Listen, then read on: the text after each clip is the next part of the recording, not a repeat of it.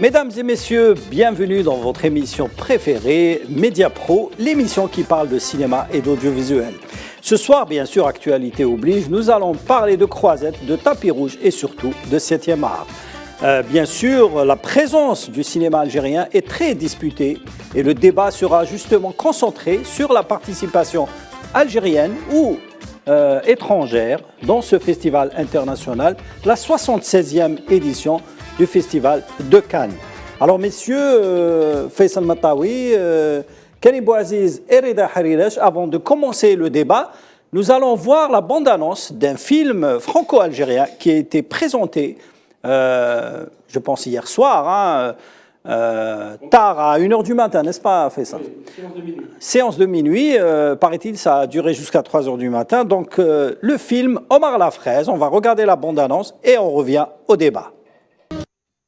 Voilà, c'était la bande-annonce du seul film qui évoque l'Algérie. C'est un film franco-algérien réalisé par un réalisateur algérien, Elias Belkedar, et qui avait notamment tourné le célèbre clip de Disco Maghreb de DJ Snake. Alors, messieurs, c'est un film franco-algérien avec comme vedette Benoît Magimel et surtout Reda Kateb, qui est entièrement tourné en Algérie et qui parle de l'Algérie à la Omar Gatlatou, mais vraiment les années 2000. Oui, c'est un peu le réalisme des années 70.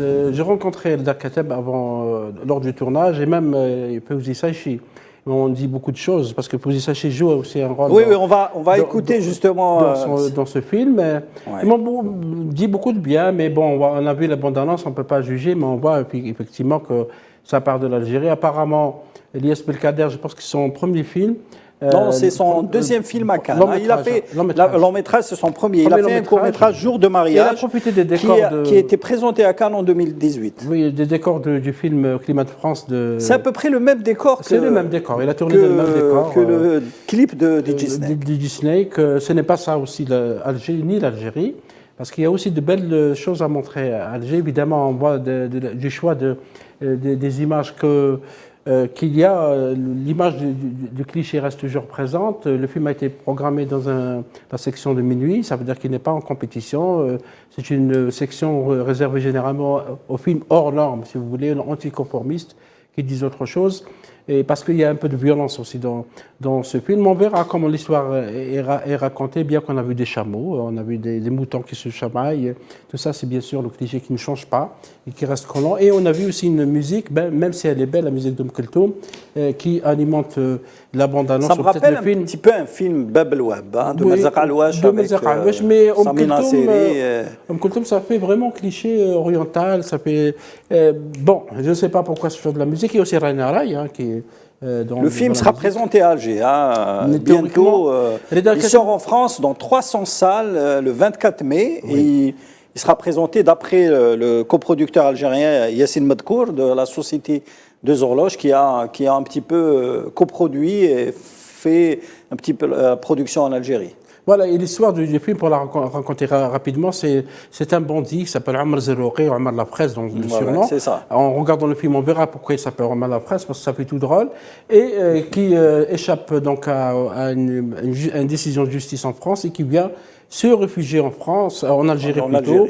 Et qui fait aussi des affaires, même en Algérie, dans le banditisme, dans le monde parallèle scabreuse. Ça ressemble à une comédie légère, une comédie populaire, peut-être même une comédie noire, mais on verra en regardant le film, on verra peut-être, on en parlera un peu plus. Alors, Karim Bouaziz, ce film est l'un des rares films algériens ou franco-algériens qui sera présenté à Cannes, hors compétition, pour être plus précis.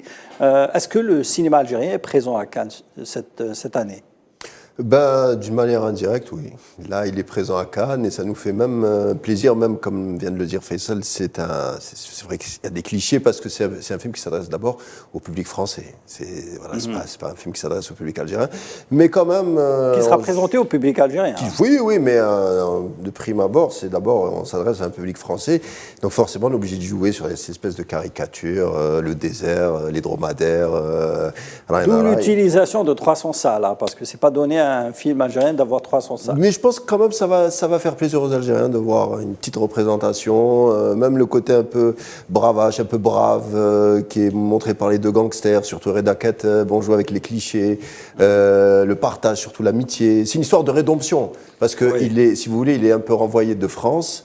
Il est rejeté de France et vient en Algérie c'est la quête d'une rédemption.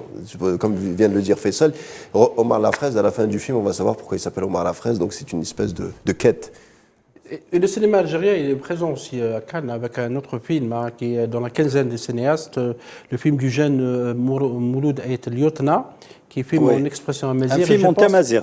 Je pense que c'est la première fois. La maison brûle, autant se réchauffer. Un titre bizarre avec Ramdani. Qui est donc le comédien, et c'est l'histoire, c'est l'histoire déjà racontée dans ce genre de cinéma, un jeune qui veut quitter la région de Kabylie en Algérie pour partir en France, et il fait ses adieux à sa terre. Donc c'est une histoire déjà racontée par le cinéma algérien, par la littérature. On verra quelle est la nouveauté dans ce film, dans ce moyen-métrage de 43 minutes, qui est donc la quinzaine des réalisateurs, qui est une des sections au Festival du Cannes, parce que le Festival de Cannes, il y a la compétition officielle, 21 films cette année, il y a la quinzaine des réalisateurs ou des cinéastes, il y a la section, la semaine de la critique, il y a un certain regard qui, à mon avis, est la plus intéressante dans le Festival du Cannes. Alors, avant de continuer le débat, on va écouter un petit peu les principaux ou les vedettes algériennes du film Omar Lafraise, Mourad Khan et Fouzi Saïchi, qui participent pour sa 3e fois au Festival de Cannes. On écoute. Donc, c'est ma 3e participation au Festival de Cannes. La 3e fois que je monte les marches. En 83, مع الأخضر حمينة, Antoine Famille. 84, مع Mahmoud Zemmouri, les folles années du twist. وربي كتب ثاني en 2023 avec Lias Belkaddar, jeune réalisateur talentueux, très talentueux. Il a fait un très beau film où on sent la fiction, on sent une histoire. Les jeunes, il a montré le côté vraiment sobre et le côté gai en même temps. Donc c'est un film que les gens vont sûrement aimer. Et là, je suis à Cannes, toujours de la joie, ça a un peu changé par rapport à avant. Mais les jeunes, maintenant, le cinéma de minuit a beaucoup de succès. Parce qu'à Cannes, les jeunes sont des fêtards. Donc ils veulent voir des séances de nuit. Et Inch'Allah, pourquoi pas. Ça fait plaisir de participer au grand festival de Cannes avec le film Omar Lafraise. Je suis ému, مانيش عارف واش نقول لك. أنا فرحان. Je suis très content. نتمنى tous les comédiens ou les artistes algériens إن شاء الله يلحقوا الهدية ولا même les producteurs et réalisateurs algériens يلحقوا لها إن شاء الله. Voilà, c'était les déclarations des comédiens algériens du film Omar Lafraise. D'abord, Faisal, pourquoi une séance de minuit? La séance de minuit existe depuis longtemps. Oui, mais un film... Généralement, c'est choisi pour les films où il y a beaucoup de violence. Ouais. Surtout pour les films coréens. Et c'est un film hors compétition. Hors compétition, ou des films où il y a des scènes qui ne peuvent pas être vues par le grand public. C'est un choix donc de Cannes. Et généralement, ceux qui viennent voir à minuit ces sections, j'ai assisté à des sections à Cannes. Il y a eu un monde fou. Hein, on regarde les images parce qu'il y a eu aussi, prises par notre correspondant sur place, Mohamed Allal. Il a assisté à la projection. Il y a eu une standing ovation. Et en même temps, il y a eu un important public venu voir le film à minuit. Et ça s'est terminé à 3 h du matin. Parce qu'il y a beaucoup d'Algériens aussi qui viennent à Cannes. Et l'Algérie, vous savez, passionne d'une manière ou d'une autre, même si elle est racontée dans le cinéma. Et cette section de cinéma de minuit, effectivement, elle est réservée aux gens qui adorent aussi le cinéma. Généralement, elle était prévue par 23 h à minuit. Il y a d'autres films qui sont prévus dans cette section, 5 ou 6, mais généralement hors compétition. On comprend que le film peut-être n'est pas en compétition parce que vous le savez, Salim, que Cannes a toujours évité parfois de choisir des comédies populaires, light comédies dans la compétition, laissant la place surtout aux films d'auteur ou au cinéma d'auteur. C'est pour ça qu'il y a cette section de minuit. Alors, Reda Harirash, l'Algérie, est-ce qu'elle a sa place au Festival de Cannes cette année, sachant que le pays a eu quand même une palme d'or, il a eu plusieurs prix, dont en 66, la première participation de l'Akhdar Hamina avec Vent des Aurès, où il a remporté ce qu'on appelle aujourd'hui la Caméra d'or ou le prix de la première œuvre. Si on parle du cinéma algérien, c'est pour parler de l'Algérie.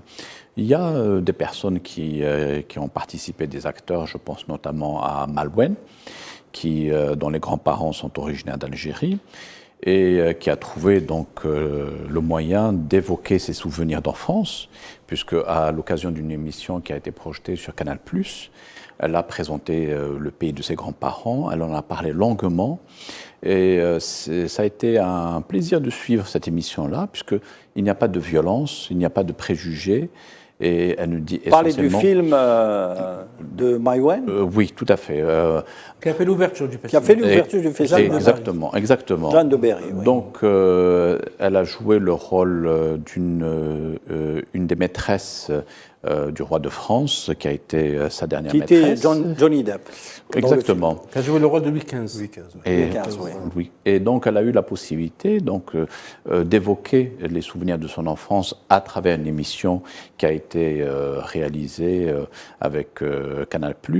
Et donc, là, on voit qu'il y a une autre façon de projeter l'image de son pays à travers des acteurs, des actrices qui sont directement ou qui sont d'origine algérienne.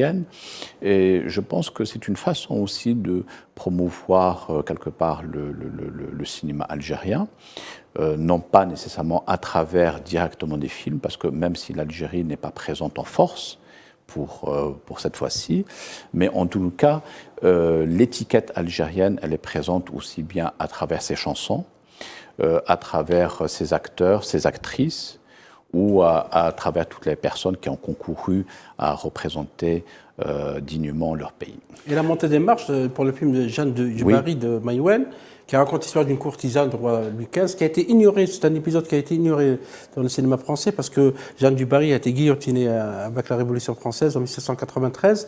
Dans la montée des marches, il y a eu un choix d'une musique qui était la chanson de Alaoui de l'OMB, l'Orchestre National de Barbès. C'est pour peut-être souligner un peu l'origine de Maïwen, qui aussi, lors du tournage, portait un survêtement d'équipe nationale algérienne. Pour dire qu'elle le revendique. Mais excusez-moi, messieurs, tout ceci ne suffit pas pour mettre en lumière le cinéma algérien. Oui. Moi, quand je dis le cinéma algérien, c'est la présence du cinéma, de films, pas des origines de comédiens français ou des origines de comédiens. Si on cite par exemple aussi la présence d'un film qui a été présenté ce soir à Cannes, qui est le film de Karim Aynouz, qui est un Algérien, installé au Brésil, qui a fait des films justement, qui a fait un film justement sur la révolution, pas la révolution, mais les manifestations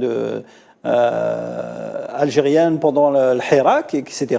Et qui a justement s'est ressourcé, qui est revenu un petit peu aux sources, à ses sources algériennes, dont le père était un révolutionnaire, Karim Aynouz, qui a fait un film qui s'appelle Firebird, je sais pas, qui en fait ne correspond pas un petit peu au statut du cinéma algérien. C'est un film anglais, coproduit avec le Brésil, qui est en compétition d'ailleurs. Oui, parce que mais qui n'est pas présenté comme un film algérien. Parce qu'il y a ceux qui disent est-ce que c'est le cinéma algérien fait en Algérie ou est-ce que c'est le cinéma algérien parce qu'aussi, il faut dire qu'il n'y a pas eu une grosse production l'année écoulée, parce que Cannes sélectionne 3 000 à 4 000 films, et pour sélectionner, évidemment, il y a des sélections pour des paramètres politiques. Allez, je vais te piquer, Faisal. Pourquoi le film La Reine d'Alger n'a pas été sélectionné pour le Festival de Cannes, par exemple? Peut-être qu'il ne répondait pas aux normes de Cannes, ou peut-être qu'il a été, ça dépend de la date aussi, l'année de la production. Oui, bon, il a préféré, je pense qu'ils ont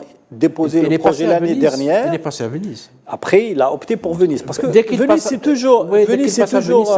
parce que ils ont plus de chance à Venise que Berlin ou Cannes. Donc, Venise, Berlin et Toronto sont des festivals beaucoup plus ouverts sur le cinéma mondial que Cannes. Parce que beaucoup plus compliqué en matière de sélection. Même le choix, il se fait parfois loin de certains critères politiques. Parce que si on voit la sélection cette année, 21 films, plus de 60 à 70% sont des films européens et nord-américains. Le cinéma africain, il est présent, il est vrai cette année avec un seul film. C'est un film d'une sénégalo-française. Il y a aussi le film tunisien. Et il y a le film tunisien. Et le film marocain aussi. Non, il n'y a pas de film marocain. En compétition officielle, il y a le film tunisien. À un certain regard, il y a deux films marocains. Cela dit, il y a une forte présence, c'est la première fois que cela arrive pour le cinéma arabe. Il y a 5 films arabes en compétition. Il y a le film Inch'Allah Walad. Ouais. Inch'Allah Walad, c'est un film de jordanien. C'est la première fois qu'il y a un film jordanien à Cannes. Il est dans Un certain regard. Il y a deux films marocains. Il y a un film soudanais aussi. Il y a un film soudanais, Goodbye Julia. Ouais. C'est un excellent cinéaste. Qui parle d'une histoire du Soudan du Sud. De la division du Soudan. C'est une histoire, bien sûr, entre un homme et une femme. Le Soudan a été divisé en deux. Mohamed Kordovani est un des meilleurs jeunes cinéastes soudanais. C'est tant mieux que le Soudan soit présent à Cannes. Il y a aussi une forte présence africaine, parce qu'il y a au moins une vingtaine de films dans les différentes sections, bien sûr. Oui. Et aussi l'hommage rendu à Souleymane Cissé, qui est un des grands cinéastes maliens. Il a eu le prix, le Carrosse d'or pour l'ensemble de sa carrière. Mais il reste que le cinéma algérien est effectivement le grand absent. Est-ce que pour considérer le film de Firebrand de Karim Aynouz représentant la bannière algérienne? Non. Parce qu'à Cannes, on ne choisit pas la nationalité du réalisateur, on choisit la nationalité du film. Mais le réalisateur peut choisir la Contrairement nationalité. aux Oscars, on prend la nationalité du réalisateur. Oui, Rachid Bouchareb a toujours choisi l'Algérie comme sur la bannière algérienne dans ses films. C'est pour ça qu'il est un peu depuis hors-la-loi. Oui, depuis hors-la-loi, il n'est plus revenu à Cannes depuis 2010. Ça veut Depuis dire presque 2010, 13 ans. ouais. Parce que Rachid Bouchareb, le cinéaste, a le droit de donner la nationalité à son film lors d'une compétition dans un festival. Et malheureusement, cette année, on n'a pas eu beaucoup de production. Karim Bouaziz, à votre avis, pourquoi, mis à part la production, est-ce que vous pensez réellement que la production est le seul souci de la présence du cinéma algérien à Cannes? La différence avec, c'est-à-dire Cannes a une spécificité quand même, c'est que c'est un cinéma, en tout cas, qui est beaucoup, pas plus ouvert, mais en tout cas c'est vraiment, on célèbre le cinéma avec leurs techniciens, avec les jeunes acteurs, avec même les réalisateurs qui viennent faire des films expérimentaux, on leur place à Cannes, ce que non pas, par exemple, on ne réserve pas ça à des artistes au Festival de Venise ou à Hollywood, c'est beaucoup plus fermé. Donc Cannes, si vous voulez, c'est tout le monde, mais un peu moins, parce que Cannes, c'est vraiment là, on célèbre, il y a tout le monde a le droit de, c'est-à-dire les gens viennent surtout pour travailler, pour se présenter, c'est aussi un réseau. C'est un marché aussi. Oui. Le Festival de Venise ou Berlin, c'est un peu moins, Hollywood pas du tout, c'est très fermé. Il y a des critères, on fait presque de la politique pour présenter son film, on part en campagne pour présenter un film. Ça dépend où à Hollywood, par exemple à Sundance, c'est très haut. Sundance c'est autre chose, oui, Sundance c'est autre chose. Sundance c'est très indépendant. Oui, c'est indépendant, mais quand même. En fait, aux États-Unis, mis à part les Oscars, il n'y a pas un festival aux États-Unis qui ouvre la voie à des productions étrangères, pour qu'on soit mis à part Sundance. Sundance, il y a le festival de Los Angeles aussi. Il n'a pas l'envergure. Le festival de New York aussi. Oui, mais ils n'ont pas l'envergure des grands festivals, ce qu'on appelle les festivals de série A. C'est un paradoxe pour les États-Unis. Gros producteurs de cinéma. La compétition ne fait pas partie de leur, disons, mis à part les Oscars, ça ne fait pas partie de leur dada. Oui. Ils préfèrent le commerce, c'est-à-dire les salles, le succès dans les salles, et plus que la compétition ou les prix. Oui, ce n'est pas une tradition de festival. Au Canada, il y a un grand festival de Toronto. Il y a le festival de Montréal aussi. Le festival Vue d'Afrique pour les Africains. Pour revenir, peut-être pour compléter ce que disait notre ami Karim, c'est qu'il y a actuellement une nouvelle présidente à Cannes qui s'appelle Iris Knobloch, qui est une Allemande et qui n'est pas du tout, qui n'a aucun rapport avec le cinéma. C'est une juriste qui a été pendant longtemps responsable de Warner Bros, le grand studio américain aux États-Unis. Elle était à Los Angeles, Londres, etc. Et on sent qu'il y a une orientation depuis l'arrivée, parce que Irene Knobloch a remplacé l'ancien président de Cannes, actuellement Thierry Primo. Gilles Jacob. Et l'orientation, elle est apparente. D'abord, il y a eu plus d'ouverture sur les jeunes, sur les femmes cinéastes. Il y a beaucoup de femmes cinéastes en compétition actuellement. Et il y a une ouverture sur l'Afrique, beaucoup plus intéressante. Oui, 6 femmes. Il y a aussi une ouverture sur le cinéma arabe, parce que le cinéma arabe, parce que Cannes a longtemps critiqué pour ignorer le cinéma arabe. D'ailleurs, Mariam Touzani, qui est une cinéaste marocaine, elle est membre du jury. Cela fait bien longtemps qu'il n'y a pas eu quand on dit le cinéma arabe, c'est le cinéma égyptien. Le cinéma égyptien est absent. Le cinéma syrien aussi. Oui, mais syriens et égyptiens, ils sont absents du Festival de Cannes cette année. Depuis longtemps, depuis Chahine et depuis... Si, ils ont eu des produits qui ont été sélectionnés pendant le Festival de Cannes, juste après justement le printemps arabe, ils ont eu quelques films. Ces dernières années, il y a que le Yousseli Nasrallah a eu son film qui a été sélectionné. Il y a eu Ijtiyah, qui est le film sur la révolution arabe au Caire, qui a été présenté. Donc aujourd'hui, le cinéma arabe, comme vous dites, est représenté que par le cinéma tunisien et marocain. Pourquoi? À mon sens, hein, parce qu'ils ont des coproductions avec la France. Parce qu'il y a aussi du lobbying. Hein. Il ne faut pas oublier qu'il y a aussi des lobbying dans les choix, les distributeurs, les producteurs, il y a la coproduction avec des producteurs français, mais il y a aussi les aides de la francophonie. Hein. Il ne faut pas oublier, l'OIF participe à... Et c'est pour ça qu'il y a des orientations. Kauthar Benhania, pour ne pas la nommer... Qui est produite par la France et la Belgique. Elle est présente cette année avec son film Les filles d'Olpha, qui parle de l'extrémisme. Qui a eu une couverture et c'est un docu-fiction. C'est un docu-fiction. Ouais. D'ailleurs, le Cannes s'ouvre maintenant sur le docu-fiction, etc., dans la compétition. Kauthar Benhania a été présente comme présidente du jury de Certains Regards, présente avec son film Le Chalat de Tunis. Elle a été aussi présente avec La Belle et la Meute. Oui. Et le film aussi, film sur... Elle a eu son film qui était nominé aux Oscars. Aux Oscars, etc. Et on sent que le Cannes aussi fait ses choix. Parce que le risque de Cannes, et là, ça a été d'ailleurs critiqué par beaucoup de ceux qui suivent ce festival, c'est le risque du cercle fermé. Parce qu'on a l'impression, il y a 10 cinéastes sur les 10 cinéastes qui ont eu deux palmes d'or. Ça veut dire qu'il y a 20 palmes d'or sur 76 qui ont élu à 10 cinéastes. Et cette année, pratiquement les mêmes cinéastes reviennent. Le Turc Nuri Bilge Ceylan, il y a le Goris Maki, le Finlandais, il y a Ken Loach qui est un habitué de Cannes, il a eu déjà 2 Oscars, 2 palmes d'or, pratiquement chaque année. Et donc on a l'impression qu'on prend les mêmes cinéastes qui reviennent. Une fois ou deux, il y a des cinéastes comme ça qui émergent, mais généralement il y a toujours Wes Anderson aussi qui revient. Les frères Dardenne aussi qui viennent chaque année. Les frères qui ont eu deux palmes d'or aussi. Les palmes d'or viennent chaque année. Donc est-ce que Cannes est réservé à un certain groupe de cinéastes ou est-ce qu'il va s'ouvrir? C'est vrai qu'il y a des premiers films, surtout dans la section Certains Regards, mais lorsqu'on revient chaque année, on risque d'avoir des palmes d'or par un cinéaste qui l'a déjà eu. Donc quand est-ce que ce festival va s'ouvrir à d'autres cinéastes? Alors pour parler de ça, Reda Hariresh, est-ce que le Festival de Cannes reste toujours un festival très politique? Il choisit l'orientation politique du pays, notamment la France, pour parler ou choisir, sélectionner certains films. On se souvient quand il y a eu la guerre en Irak, on avait... choisi des films qui sont contre l'Irak. Pendant la Révolution arabe, on a choisi des films et il y a eu pas mal de films du célèbre polémiste BHL qui présentait des films sur le Kurdistan, sur la Bosnie et également sur l'Irak. Aujourd'hui, quelle est l'orientation politique du Festival de Cannes, sachant qu'on est en plein conflit russo-ukrainien, avec l'absence totale du cinéma russe au Festival de Cannes. Le cinéma chinois aussi. Le Festival de Cannes, c'est la vitrine culturelle de la France et c'est une des principales cartes maîtresses dans ce domaine. On le voit aussi à travers toute la politique diplomatique même qui est menée en ce qui concerne la promotion de la culture, puisque l'Institut français d'Alger est présent au Festival de Cannes avec le financement notamment qu'il a pu octroyer, même si c'est un financement symbolique. Mais c'est pas, pardon, hein, oui. l'IFA. Oui. N'est pas présente seule au Festival de Cannes. Tout à fait, exactement. C'est tous les instituts français qui sont présents. Oui. Donc l'IFA fait partie de la politique extérieure de l'ambassade de France ou des ambassades de France ou de la culture française. Donc il ne faut pas personnaliser à l'IFA. Ce n'est pas personnalisé à l'IFA ici à Alger, mais je parle de l'IFA parce que nous sommes à Alger. J'aurais pu très bien prendre un autre exemple, c'est-à-dire tous les instituts français qui sont présents de par le monde sont présents d'une manière ou d'une autre au Festival de Cannes, parce qu'ils font partie de toute une politique de promotion de la culture française via ces représentations diplomatiques.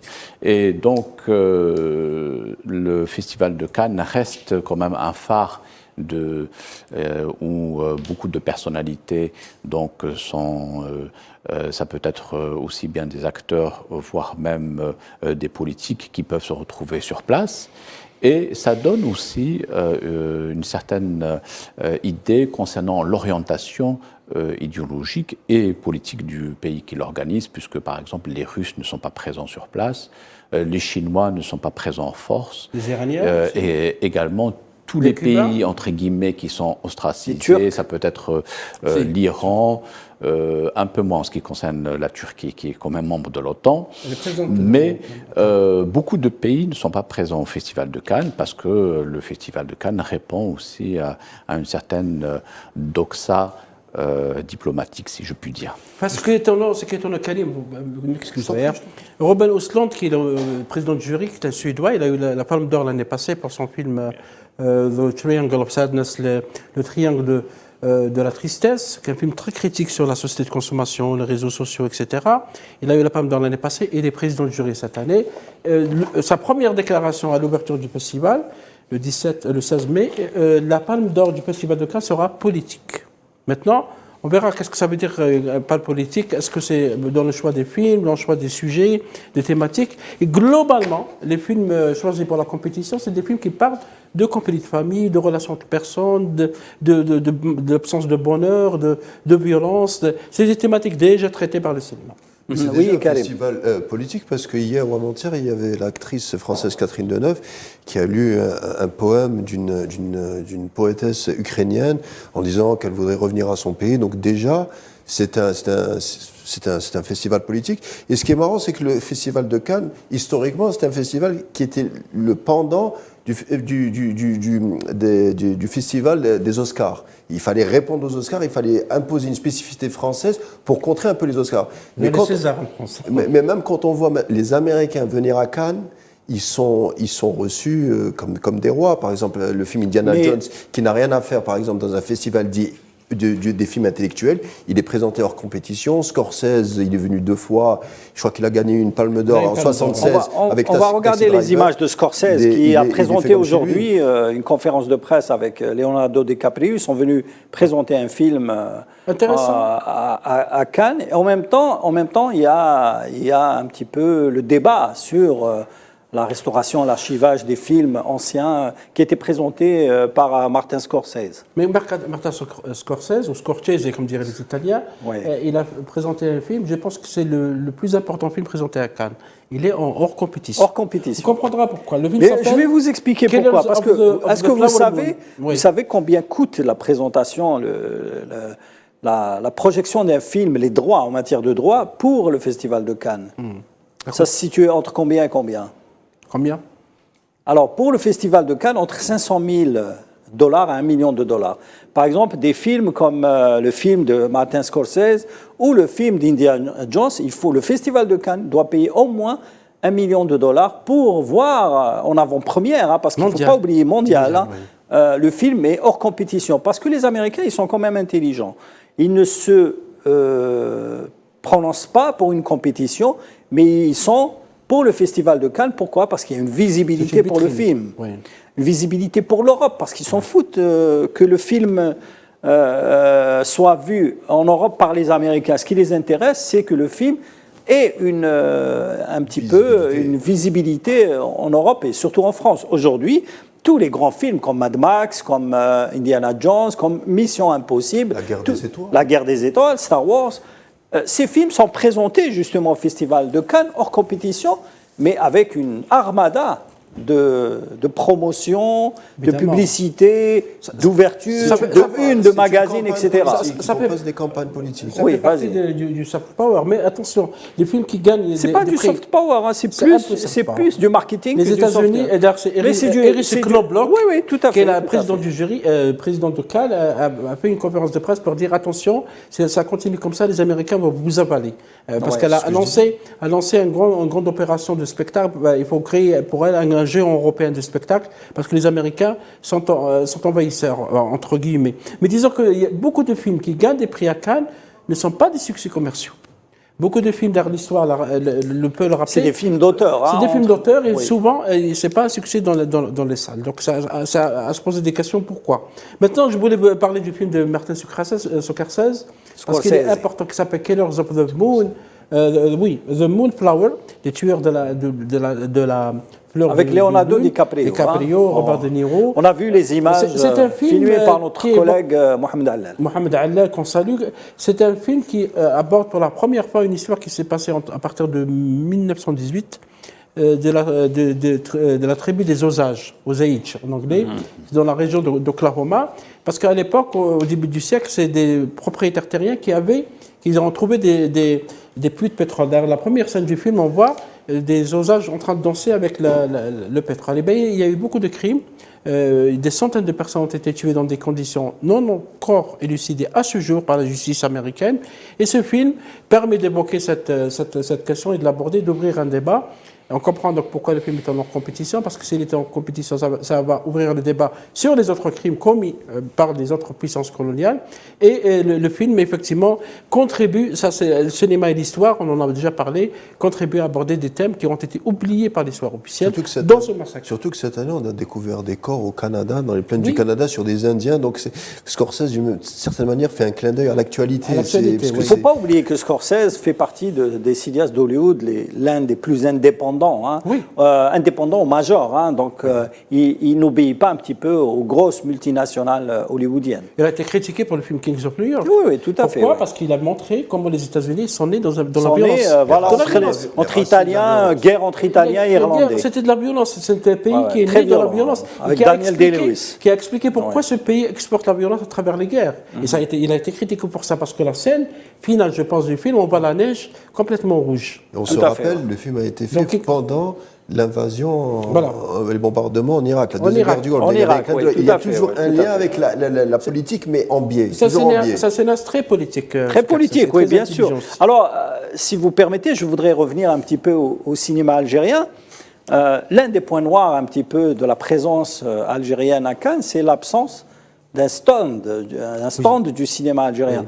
On a vu des vidéos et des interventions d'Algériens qui sont de passage au Festival de Cannes, qui un petit peu ont dénoncé l'absence d'un stand. Vous vous souvenez, Faisal, on a couvert le Festival de Cannes dans les années précédentes, il y avait le stand qui était un point d'orgue ou un point de rencontre pour les cinéastes d'abord maghrébins, arabes, mais également international, puisque c'est là où se négocient les coproductions. Absolument. Le stand, vous avez été, nous avons rencontré des producteurs du Brésil, de l'Inde, de la Chine, du Qatar, de l'Imarat. Je me rappelle, ils venaient au stand algérien demander des informations, demander un peu sur le financement. La dernière fois que le stand algérien a été organisé à Cannes, c'était en 2017. En 2017. Voilà. Vous savez combien il y a de personnes inscrites au marché du cinéma à Cannes ? Cette année, 32 000 personnes. 32 000 inscrits. C'est un immense marché parce que les producteurs, les distributeurs, les porteurs de projets, les scénaristes viennent dans ce marché. La grande question, pourquoi l'Algérie est absente ? Nous avons un centre qui est censé faire ce travail, qui est le Centre algérien de développement du cinéma, le CADC. Nous avons l'ARC, qui est l'Agence algérienne pour le rayonnement culturel. Elle l'a fait dans le passé, mais quand on lui a enlevé le cinéma, elle n'a pas... On a plusieurs structures, le CNCA aussi. Le CADC est habilité, en fait, parce que c'est une seule EPIC à organiser des événements à l'international. Parce qu'on ne peut pas plaider. On a parlé dans cette émission des assises du cinéma qui ont lieu le 29 et 30 avril à Alger pour relancer l'industrie du cinéma. C'est une volonté politique de l'État algérien. On ne peut pas plaider pour les assises du cinéma et être absent dans les festivals. L'Algérie doit avoir des stands dans tous les festivals, les grands festivals. Festival de Toronto, de Venise, de Tokyo, parce qu'il y a aussi un festival à Tokyo, en Inde, à Cannes et ailleurs, pour parler de notre production, pour gagner des coproductions, pour plaider aussi les nouvelles lois, parce qu'il y a des nouvelles lois en cours qui peuvent contribuer à, si vous voulez, attirer les investisseurs. On ne peut pas continuer à parler des assises du cinéma à Alger entre nous et être absent dans les festivals internationaux. Ce n'est pas du tout normal. C'est un budget qui doit être mis dans ce sens parce que le soft power, il s'exporte aussi à travers le cinéma. On a parlé de la politique dans le cinéma, notamment à Cannes. Oui, Kelb, tu voulais rajouter quelque chose sur ça ? L'absence justement d'une institution ou d'un organisme qui réunit le cinéma algérien, même s'il n'est pas sélectionné, ça reste une opération marketing et de commerce, puisqu'il y a le marché du film. C'est une occasion pour le cinéma algérien de vendre ses films. Comme on est beaucoup de cinéphiles en Algérie, on a toujours cette amertume. Quand il y a le Festival de Cannes qui arrive, on se dit pourquoi il n'y a pas l'Algérie? On a les potentialités d'y être, on a les potentialités pour apporter le débat sur le cinéma, on a des choses à dire au niveau mondial, l'Algérie a des choses à dire au niveau mondial, mais bizarrement, de temps en temps, plus souvent, on rate le coche, on n'est pas au rendez-vous, et c'est ça qui est dommage, et ça nous rend un peu inconsolable. Oui, il y a d'abord une politique, parce que les artistes sont là, les techniciens sont là, la volonté est là, la culture est là, et l'histoire. On a une histoire, on a un vrai patrimoine cinématographique en Algérie qui mériterait qu'on en parle encore au niveau mondial. Et les gens sont demandeurs aussi. Oui, Reda, vous voulez intervenir là-dessus? Oui, je pense qu'également les représentations diplomatiques, notamment via les attachés culturels, pourraient prendre partiellement en charge ce volet pour installer une sorte de veille stratégique de manière à fournir les informations pour promouvoir le cinéma algérien. Si vous êtes par exemple aussi bien en Italie qu'en France, vous avez la possibilité parfois de réunir un certain nombre de réseaux pour pouvoir promouvoir la culture algérienne via le cinéma.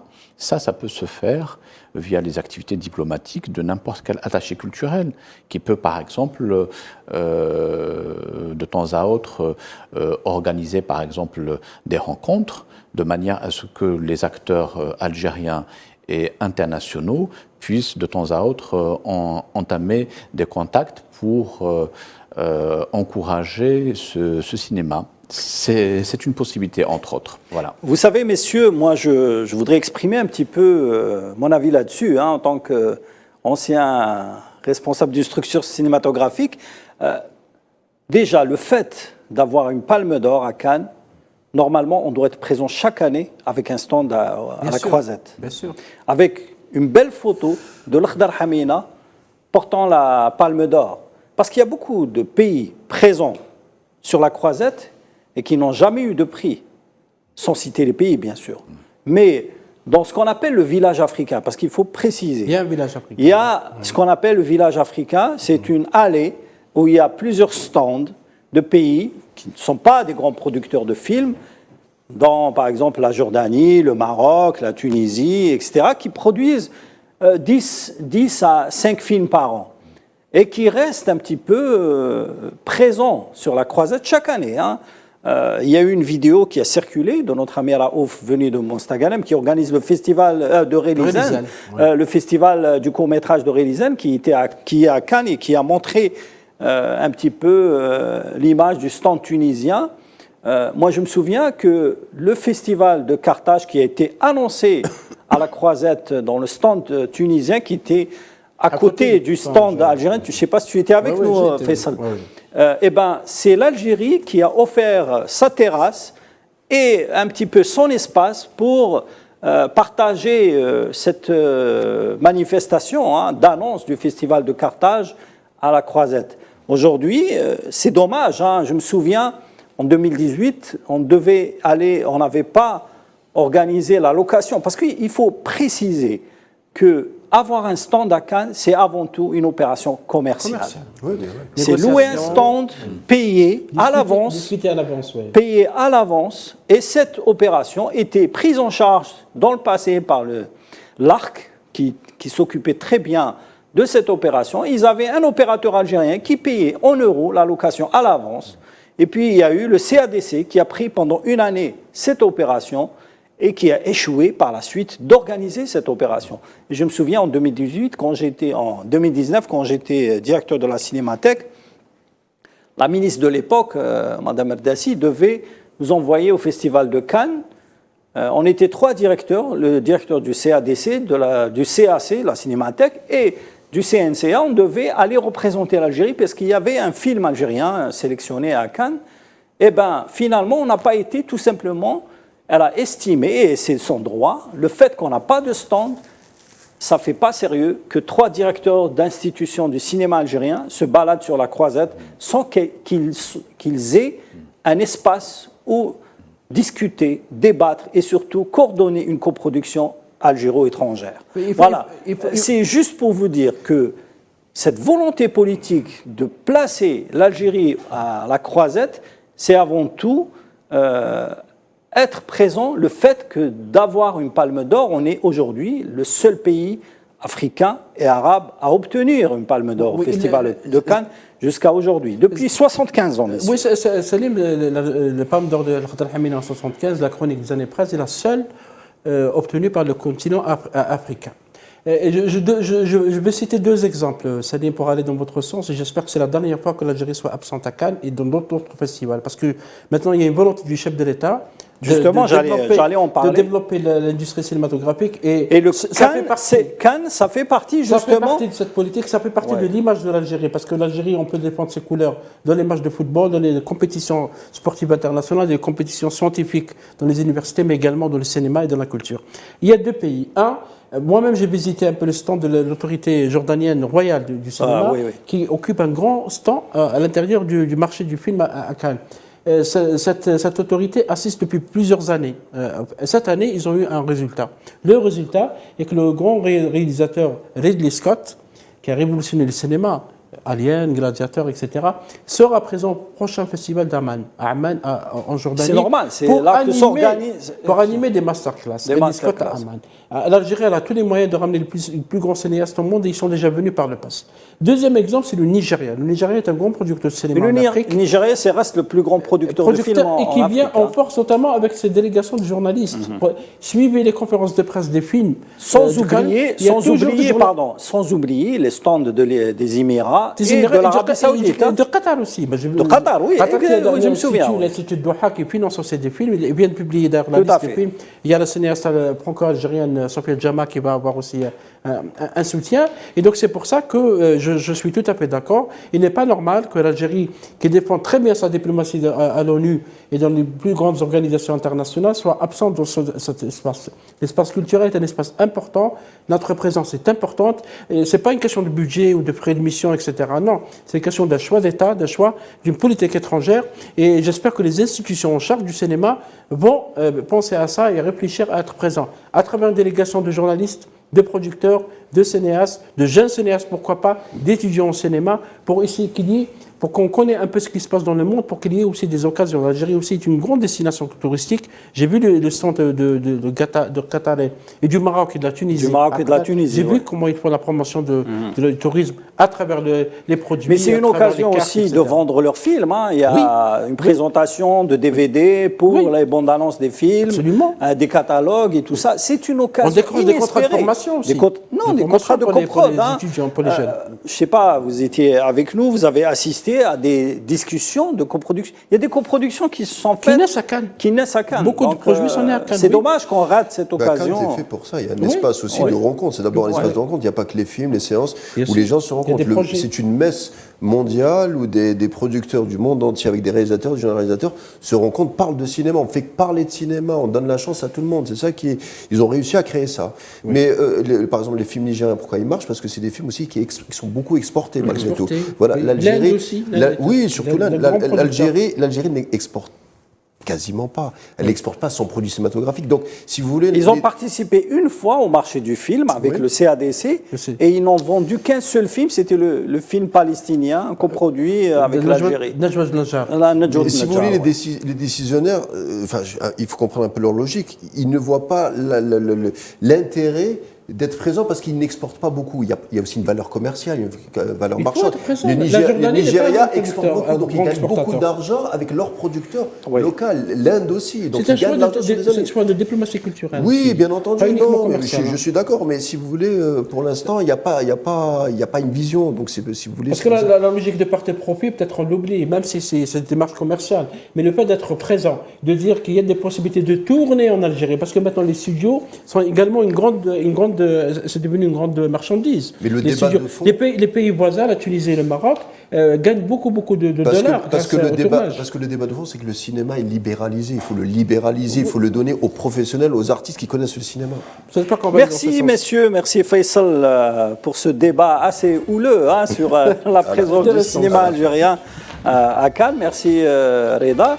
Voilà, on vous donne rendez-vous la semaine prochaine. On va rester un petit peu sur le Festival de Cannes pour parler justement du résultat de la compétition sur la croisette, mais aussi des reportages qui sont réalisés à travers la balade de notre correspondant sur place, Mohamed Allel, qu'on n'a pas pu joindre ce soir. Sûrement, il est dans une projection de film. On lui donne rendez-vous la semaine prochaine, Inch'Allah.